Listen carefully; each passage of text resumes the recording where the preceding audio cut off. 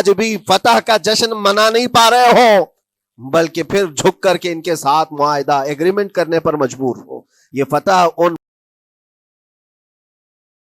بچوں کی نہیں ہے تو اور کیا ہے، ان مظلوموں کی نہیں ہے تو اور کیا ہے، جن کے پاس کھانے کو روٹی نہیں ہے اور پہننے کو کپڑے تک نہیں رہ گئے، ان کے علاج معالجے کے لیے دوائیاں نہیں رہ گئی، لیکن عزم اور حوصلہ ایسا ہے کہ اللہ ابھی ہمارے ساتھ.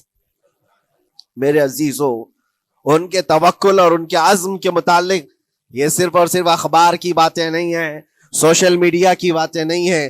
مخبر صادق رسول کریم صلی اللہ علیہ وسلم نے 1400 سال پہلے ہی بشارت دی تھی. اللہ کے نبی صلی اللہ علیہ وسلم فرماتے ہیں کہ دمشق کے ابواب یا پھر بیت المقدس کے آس پاس رہنے والوں میں ایک جماعت ہمیشہ قیامت تک ایسی رہے گی جو حق کے لیے لڑتی رہے گی.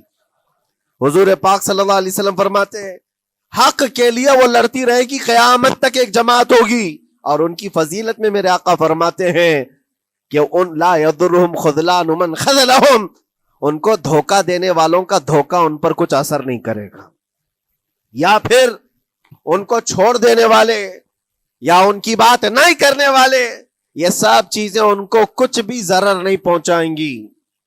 میں اس سے قبل اسی مسجد میں آپ کے پاس اس حدیث کو دہرا چکا ہوں، بیان کر چکا ہوں. اللہ کے نبی صلی اللہ علیہ وسلم فرماتے ہیں ان کو کوئی چیز نقصان نہیں پہنچائے گی، دھوکہ دینے والوں کی دھوکہ دڑی ان کا کچھ نقصان نہیں پہنچائے گی.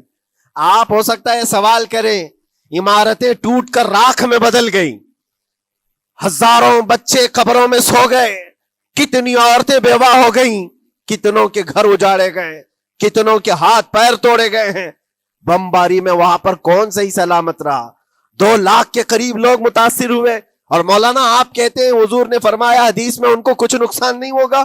یہ نقصان نہیں ہے تو اور کیا ہے؟ ہو سکتا ہے آپ کے ذہن میں یہ سوال گردش کر رہا ہو، آپ بار بار یہ سوچ رہے ہوں گے اللہ کے نبی نے فرمایا ان کو کوئی چیز نقصان نہیں دے گی، دھوکہ دینے والوں کی دھوکہ دڑی سے ان کا کچھ بگڑے گا نہیں.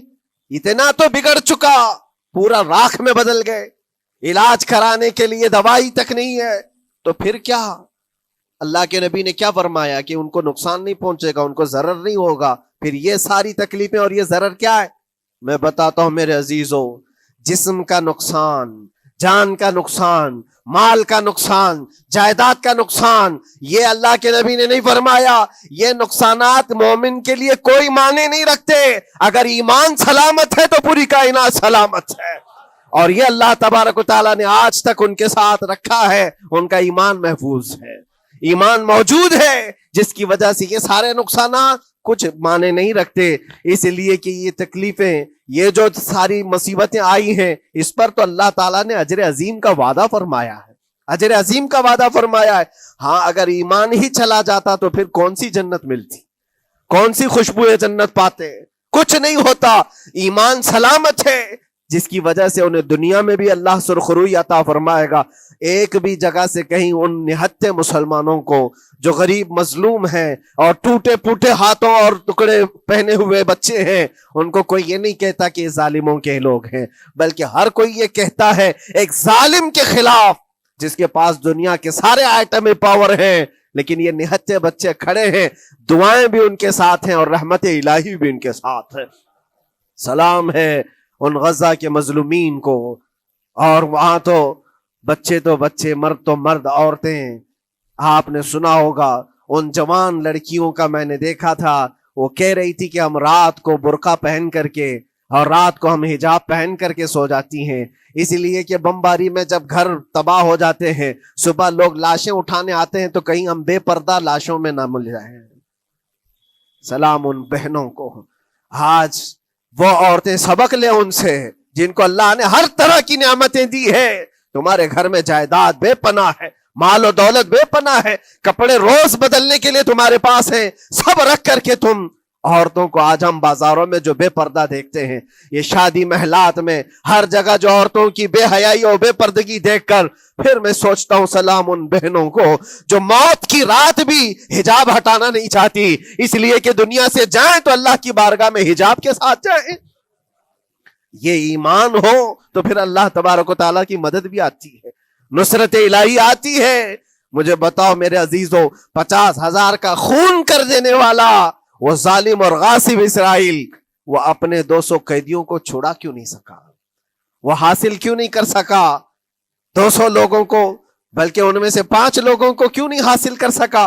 50,000 کو قتل کر ڈالا، اور وہ بھی سیویلینز کو، شہریوں کو، جن سے تمہارا مقابلہ ہے، ان کی موت کی تو کوئی خبر ہی نہیں آتی۔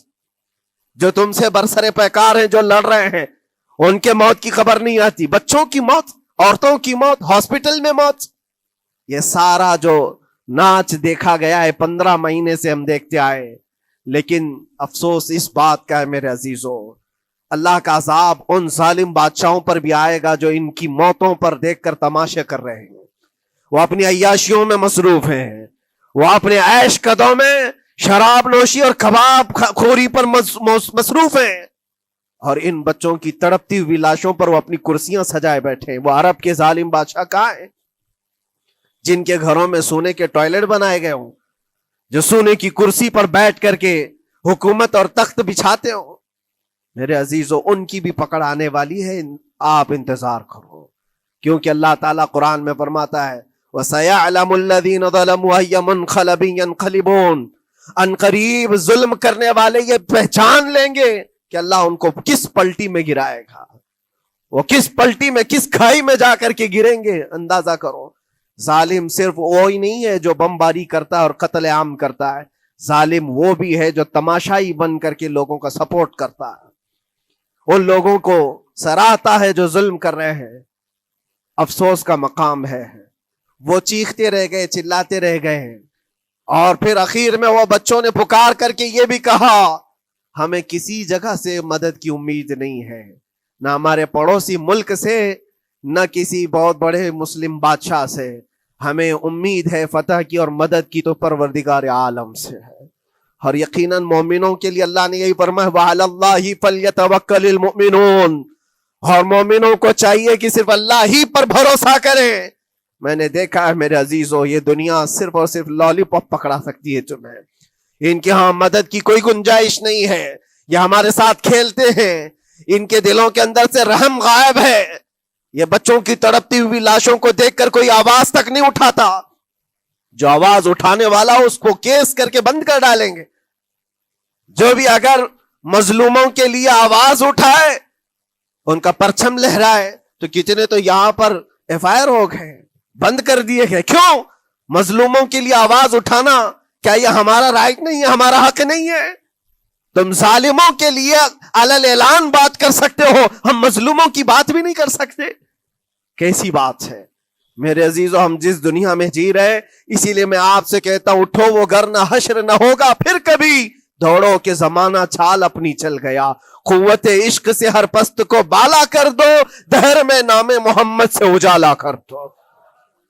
تمہارے پاس طاقت و قوت نام کی کوئی چیز ہے تو وہ ایمانی طاقت ہے، باقی کوئی چیز، کوئی طاقت و قوت تمہاری مدد نہیں کرے گی۔ وہ قوت ایمانی ہے جو بدر میں صحابہ کے ساتھ تھی، وہ قوت ایمانی ہے جو احد میں بھی صحابہ کے ساتھ تھی، وہ ایمانی طاقت و قوت کا جوش ہی ہے جو 4000 ہوتے تو 40,000 پہ بھاری ہوا کرتے تھے، وہ ایمانی طاقت و قوت ہی ہے جس پہ اللہ کی مدد اور نصرت آتی ہے۔ آج مومنو، آپ سب سے زیادہ اللہ پر توکل کرو، اللہ پر بھروسہ کرو۔ میں نے دیکھا ہے میرے اپنے معاملات میں 8 مہینے تک میں اسٹرگل کرتا رہا، پل پل دیکھتا رہا، اور ایسی زمین پر مجھے لٹایا جاتا جہاں فرشی بھی نہیں ہے، پتھروں کی زمین پر لیٹ لیٹ کر کے ہماری کمر ٹوٹنے پر آتی۔ اس وقت لوگ یہ کہتے فلاں کی طرف سے مدد آ جائے گی، فلاں کی طرف سے مدد آ جائے گی، ہم نے یہ لائن بھی لگا دی ہے، یہ سورس بھی لگا دیا ہے، ہر طرف دیکھتا رہا، آخر میں پھر یقین ہوا مدد کہیں سے نہیں، میرے پروردگار سے ہی آئے گی۔ اللہ ہی مدد کرتا ہے مومنوں کی، بس یہ ہے کہ صبر ضروری ہے اور تھوڑی مصیبت اٹھانا ضروری ہے، اس لیے کہ مزاج ہے اسلام کا، اسلام زندہ ہوتا ہے ہر کربلا کے بعد۔ اپنی قربانیاں دو اور قربانیاں ضائع نہیں ہوتی، رنگ لائیں گی، ہماری شہادتیں رنگ لائیں گی، ان بچوں کی شہادتیں رائے گاہ نہیں جائیں گی جو 40,000 کے قریب شہید ہو چکے ہیں، وہ رنگ لائے گی۔ فتح بیت المقدس کے لیے ان کی قربانیاں، ان کی شہادتیں ایک عظیم باب بن کر کے نکلیں گی، ایک عظیم دروازہ بن کر کے نکلیں گی۔ آپ انتظار کرنا، وہ دن قریب آ رہا ہے جس کے متعلق میرے مصطفیٰ نے بشارتیں دی ہیں۔ ایک وقت وہ آئے گا جب امام مہدی کا ظہور ہوگا اور صرف پرچم اسلام لہرائے گا، وہ دن آئے گا، یہ قربانیاں ضائع نہیں جائیں گی میرے عزیزوں۔ اور اللہ کریم نے قرآن میں فرمایا، آپ لوگ ڈرتے ہوں گے، مولانا پھر سے یہ ساری چیزیں بول رہے ہیں، ان کو برا لگے گا، ان کو برا لگے گا، بہتوں کو برا لگے گا، یہ میری بات نہیں، قرآن کہتا ہے وَلَوْ كَرِهَ الْكَافِرُونَ وَلَوْ كَرِهَ الْمُشْرِكُونَ۔ اللہ قرآن میں فرماتا ہے يُرِيدُونَ لِيُطْفِئُوا نُورَ اللَّهِ بِأَفْوَاهِهِمْ، لوگ تو چاہتے ہیں اللہ کے چراغ کو اپنے منہ کے پھونکوں سے بجھا دیں،